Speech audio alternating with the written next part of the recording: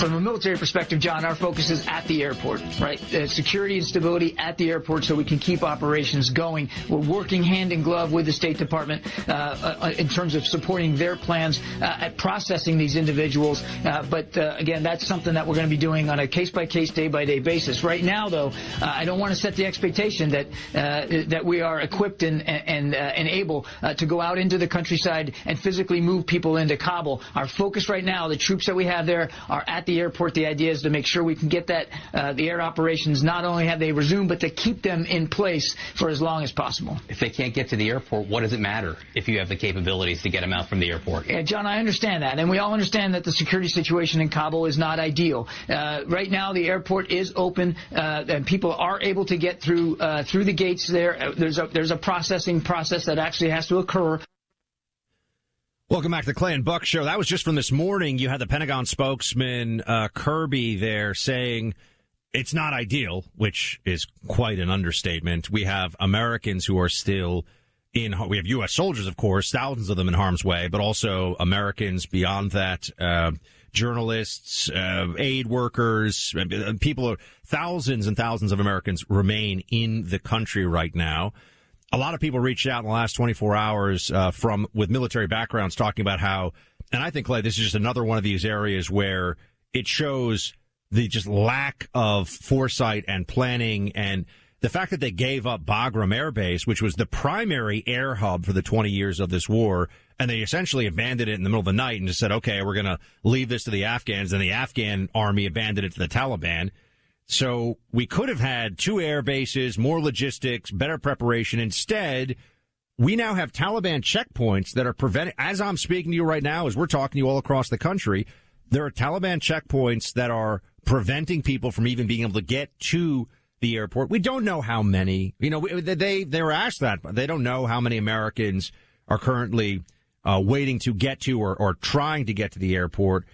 Clay, this could turn really frightening and tragic in a hurry. So, I mean, we're talking about this as though the Biden administration has suffered the political and optics nightmare and it's over. But until every single American that's supposed to get out of there is on a plane in the sky out of Afghan airspace, this thing's not over. No doubt. And the Wall Street Journal just sent out an alert as we were sitting here doing the show, saying that people can't get to the airport because the Taliban is surrounding it, and there are some jets. They said a jet took off with only 7 people on it. So you've seen probably that viral photo, a lot of you have, of one of these big military planes with 600 some odd Afghans. C-17. All loaded in there, as tightly packed as they could possibly get it. That is the ideal scenario, right? You want to get as many people that you can out safely before the Taliban takes control completely of the airport. But right now, the reports are that there are thousands of American citizens that are not able to get to the Kabul airport. And this is where we keep talking about Joe Biden as Jimmy Carter 2.0. This is where, obviously, the embassy situation is not the same, but we could end up, and I hope we don't, but we could end up in a situation where some elements of the Taliban try to take American hostages in an effort to either try and get some sort of payment or to try and demonstrate their ability to stand up to the United States in a political perspective. We don't know how this is going to shake out, but things could still go very, very ugly, messy, even more so than they are right now. And we hope it doesn't happen, but it could. And I think it's interesting when you look at what the Biden administration, what Joe Biden himself was saying a month ago about how this won't turn into a Vietnam-like circumstance. That's actually pushing in the wrong direction, taking the wrong perspective on it, in that the South Vietnamese fought on for 2 years after the U.S. military withdrawal. We still supported them, and then the Congress actually pulled that financial and logistical support. But the South Vietnamese army actually did continue the fight against North Vietnam for a pretty long time before the fall of Saigon and all the things that we now have become so familiar with. Saigon on steroids now. Yeah, this was just collapse. I mean, it felt like instantaneous collapse, and the Biden administration has to deal with this. But, if you're wondering about the lessons learned from the left and from the Democrats on this, you can be assured that the moment they can change the topic to either the need to have COVID fear all the time forever or the insurrection, they will. You got to hear what an alleged comedian, a very well-known one, thinks of the Taliban and thinks of people in this country who were at that January 6th riot. We'll come back to that in just a moment. Welcome back to the Clay Travis and Buck Sexton Show. This is Buck, and that was Stephen Colbert, a multimillionaire comedian who was comparing the Taliban to the grandmothers taking selfies on the floor of Congress on January 6th, right? Same kind of thing, same deal. Well, we're going to get into this in a moment because it's so enraging, but you got to remember that for Democrats, for the left, their only real enemies are domestic. They always feel like they could buy off or beg forgiveness from actual external enemies to the United States.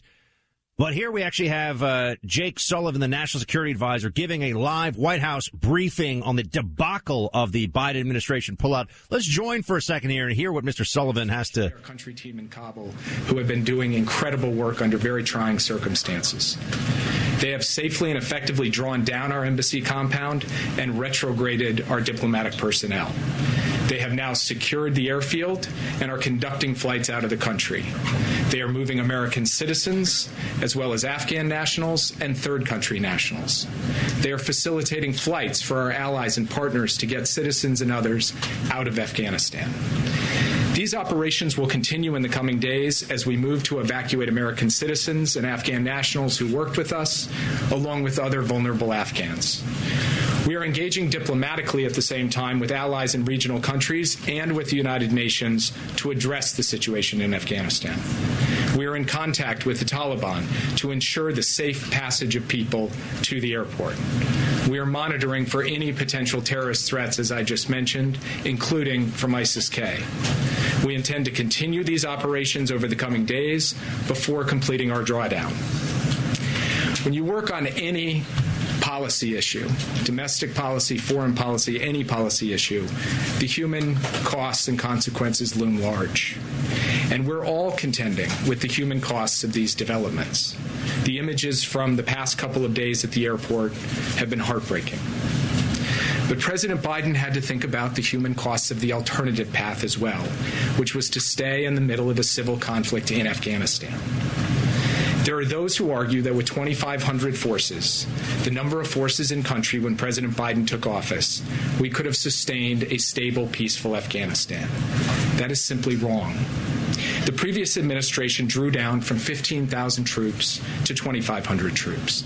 And even at 15,000, the Afghan government forces were losing ground. What has unfolded over the past month has proven decisively that it would have taken a significant American troop presence, multiple times greater than what President Biden was handed, to stop a Taliban onslaught. And we would have taken casualties. American men and women would have been fighting and dying once again in Afghanistan, and President Biden was not prepared to send additional forces or ask any American personnel to do that over the period ahead. All right, Clay, let's come in here for a second. This is important. This is a change in narrative. You got the updates there about the airfield. They've secured the airfield. We know that.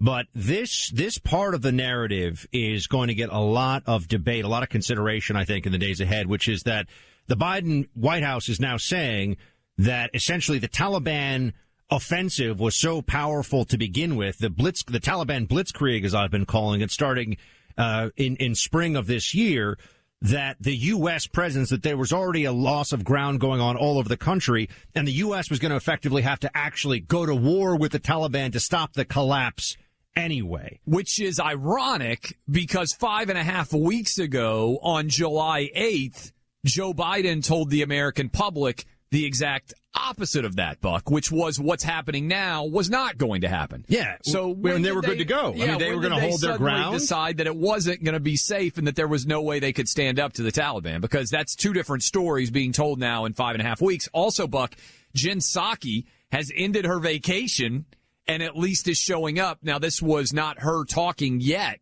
but I'm curious whether they got so ripped for Biden not taking questions that they decided they had to come back today and take media questions. You work for the White House, and you have the worst U.S. foreign policy disaster in a generation. I think you got to show up. I think you got to stop working on your tan and actually decide that you have to address the American people. But interesting, another thing, Clay, maybe this just annoys me because I used to work in the intel side of things.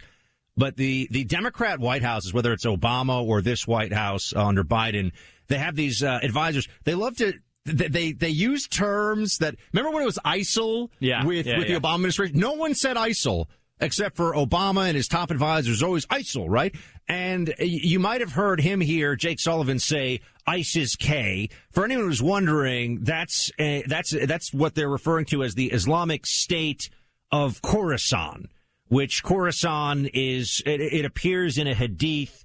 It's a geographic area that's roughly analogous to what's Afghanistan, Pakistan, and some of the surrounding countries today. And there's a hadith that says that the men with black flags will come out of Khorasan and march all the way to Jerusalem. It's kind of an end of days thing. Big with the jihadis. But anyway, they say ISIS-K. I can assure you no one out there really had any idea what they were talking about. But whether it's Taliban, why can't they just say, I know this seems small, but I think it's an arrogance thing. It's the Taliban. All right, we're Americans. We call it the Taliban. Right. They don't speak Pashto. We don't need to hear them go Taliban. You know, we don't have to hear that. I know people say Arabic, but that's not the point.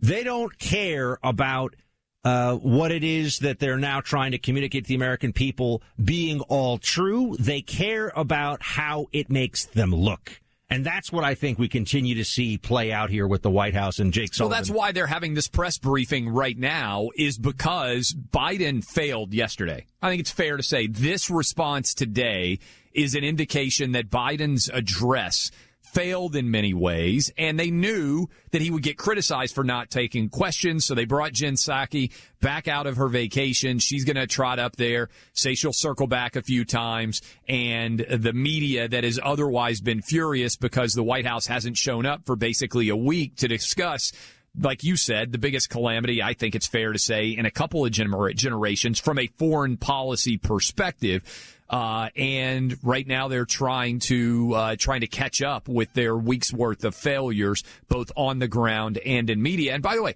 a lot of this time when they're talking, we're seeing videos that counteract what they're saying, right? They may have the airport open, but are people allowed to reach the airport? That's a big part of this as well. And there are videos, you know, because we live in this social media era, there are and the Taliban does not have, unlike some other situations where, you know, the Chinese government, the Russian government can shut down communications. I mean, the Taliban has spent a long time trying to blow up cell towers and create chaos just to do that.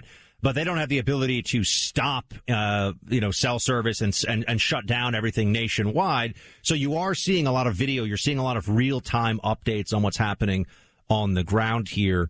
And that means that you have, for example, right now, video circulating of Taliban lining people up and against the wall in Kabul. Fortunately, you have not seen widespread executions yet. But from what I understand, you can hear in some of the audio, I've been reading some of the transcripts of this stuff, you can hear people yelling, Ameriki, or we all know what that means. When you're lining up people against a wall in Kabul right now and you hear something that sounds like America, it's, did you work with the Americans? And we all know that the wrong answer to that could get people killed. So this is a pretty terrifying situation that continues to play out here, and the Biden administration receiving all due opprobrium on this one, and then some. But look at you, SAT words, breaking them out. SEC, SAT, whatever it takes. Those are definitely not SEC words. I'll tell you that much right now. Whatever it takes. Yeah.